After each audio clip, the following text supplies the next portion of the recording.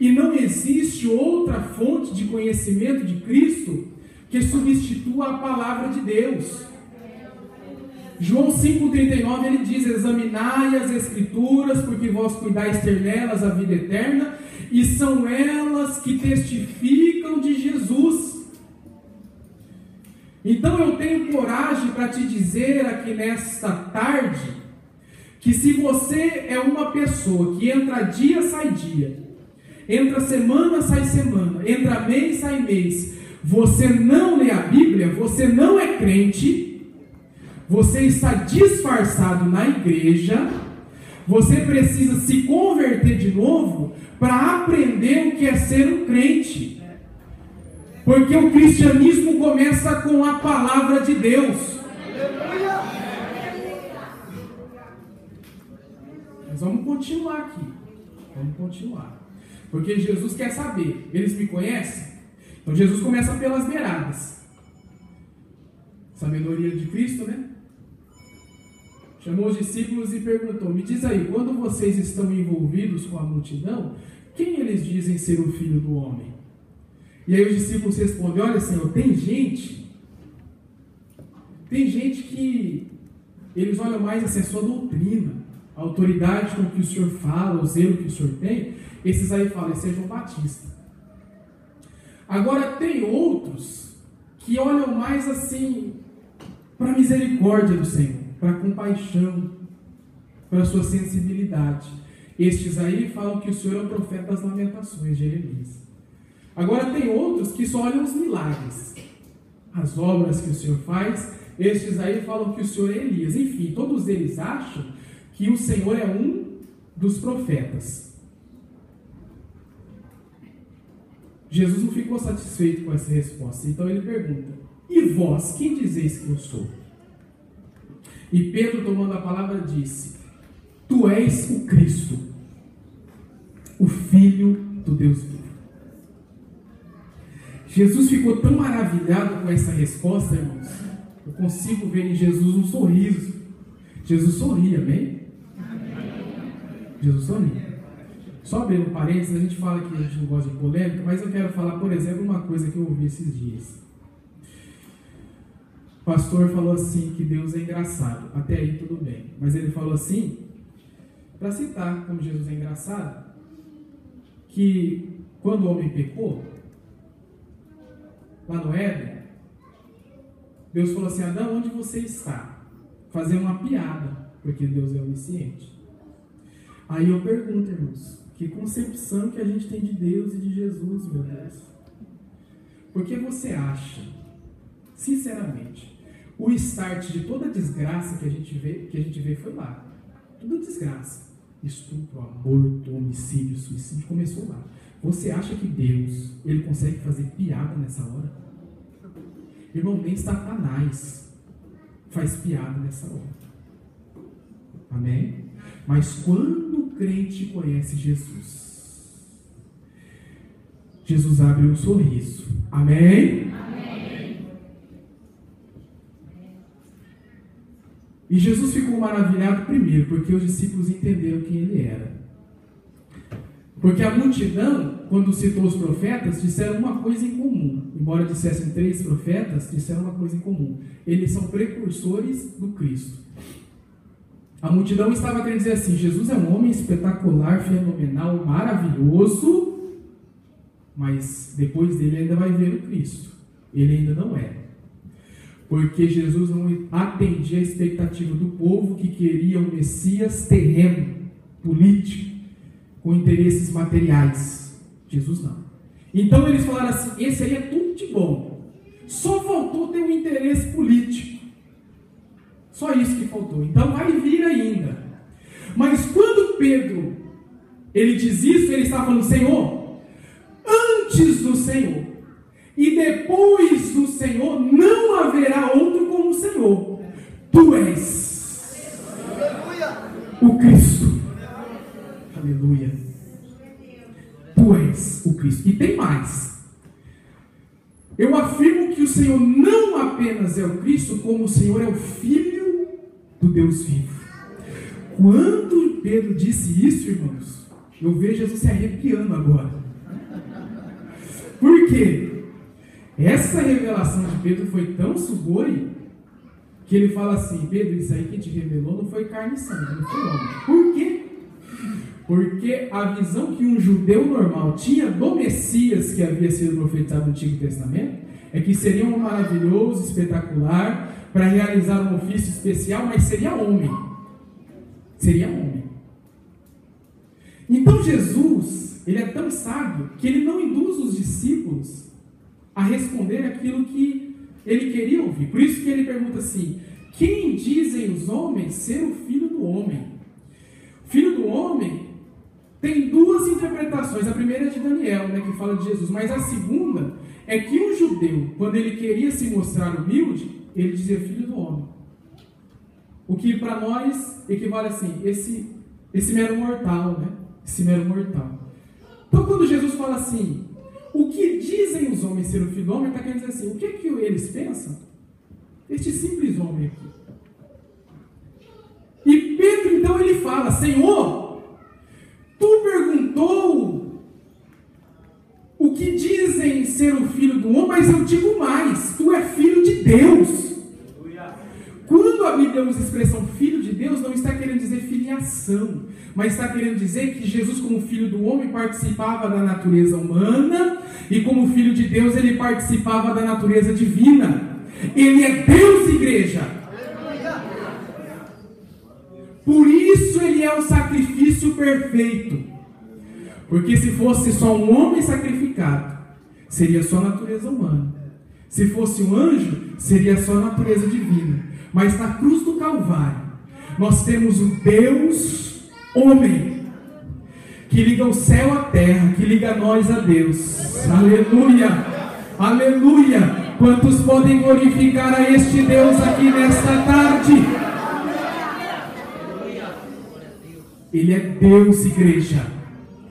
Por isso que a cruz não é sinônimo de fraqueza, de fragilidade. Não! A cruz é sinônimo de nobreza.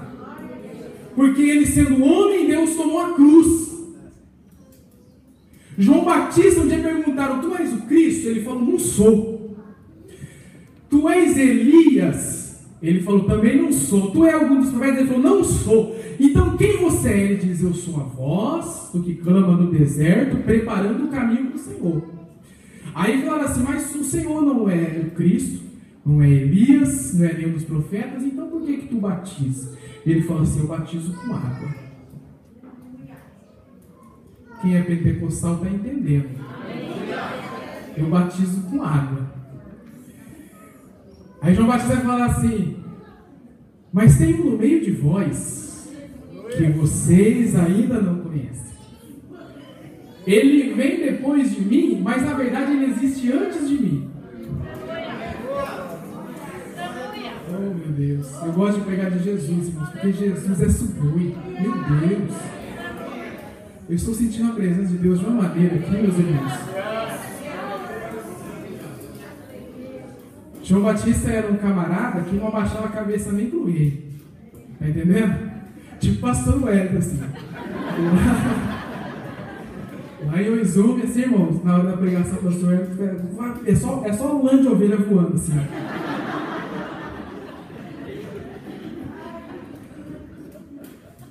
Então, imagina lá o pastor Wellington lá. Não abaixava a cabeça, não. Herodes, quando estava em adultério, ele falou assim: escute, não é porque você é rei que eu não vou te dizer não abaixa a cabeça para você não. Essa mulher que tu está não te pertence. Perdeu a cabeça, mas não abaixou o rei. Mas quando ele falou de Jesus, ele falou assim: a este aí, eu não sou digno de desatar as sandálias dos seus pés. Aqueles que estão sentindo a presença dele, levanta essa mão. Glorifiquem a Ele, sinta a presença dEle aqui nesta tarde como eu estou sentindo. Oh, aleluia! Ele é grande, igreja, Ele é grande. Como Ele é grande! Como Ele é maravilhoso! Ele é a raiz de Davi, Ele é o leão de Judá, Ele é o rebento de Jessé, Ele é a resplandecente estrela da manhã, Ele é o primeiro, Ele é o último, Ele é o alfa, Ele é o ômega, Ele é o princípio, Ele é o fim. Ele é aquele que era, que é, que há de vir. O todo-poderoso cabeça da igreja. Ele é aquele que peleja por nós, igreja. Levante a sua mão e glorifique a este Deus aqui nesta tarde.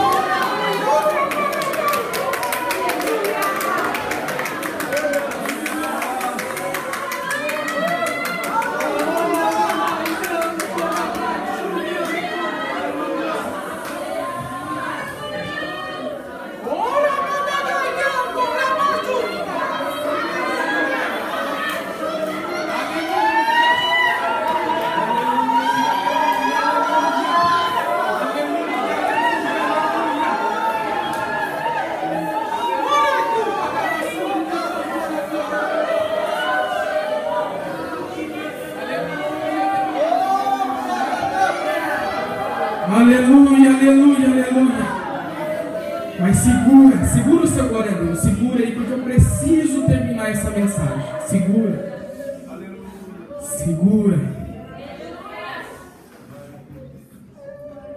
Jesus ficou alegre por um segundo motivo.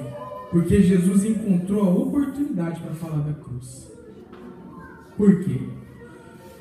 Porque até aqui, se Jesus não estivesse com a sua identidade formada na cabeça dos discípulos, quando ele falasse assim, eu vou passar pela cruz, os discípulos iam falar o quê? Olha, a gente achou que o Senhor era igual a Elias, Jeremias, mas é o que a gente está vendo aí.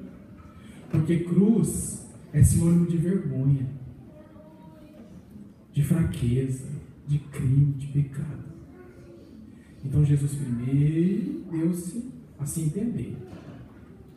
Eu sou Cristo, ok? Eu vou passar pela cruz. E quando Jesus então revela sobre a cruz, ele vai começar a viver alguns dramas. Eu vou falar só sobre texto, já vou terminar, né, irmãos? Rapidinho. 3 dramas que Jesus ele viveu depois que ele falou sobre a sua cruz. Primeiro, foi o drama interno da incompreensão.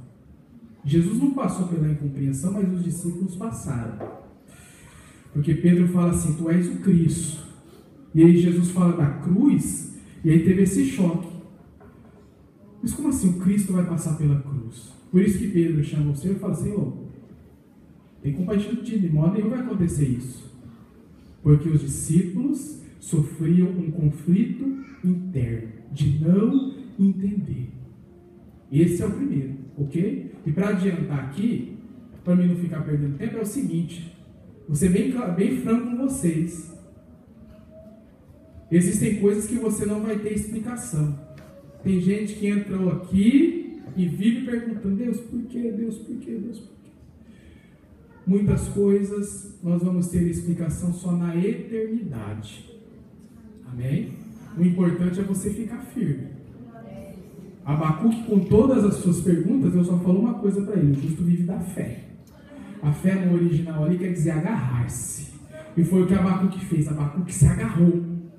Por isso que enquanto nos primeiros capítulos era um homem reclamando, ele vai dizer: porquanto ainda que a figueira não floresça, nem haja fruto na vide, o produto da oliveira minta, os campos não produzam mantimento, as ovelhas da malhada sejam arrebatadas e nos currais não haja vacas, todavia eu vou me alegrar no Senhor, porque eu estou agarrado a Ele.